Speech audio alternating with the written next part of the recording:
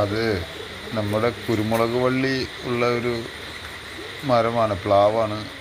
അപ്പോൾ അത് അവർക്ക് അത് കേടുവരാതെ, നമ്മൾ കുരുമുളക് കുറേ ഉണ്ട്, കേടുവരാതെ അത് കൈകാര്യം ചെയ്യണമെന്ന് പറഞ്ഞു.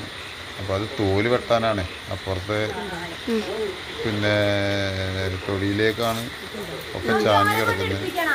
അപ്പോൾ കുരുമുളക് വള്ളി ഒന്നും ആകും ചെയ്യരുത്. അപ്പോൾ അങ്ങനെ ഒരു നല്ല മഴ പെയ്ത് നല്ല നനവാണ്. അപ്പോൾ അങ്ങനെ ഒന്ന് കയറാമെന്ന് കരുതി. അങ്ങനെ ഓക്കെ.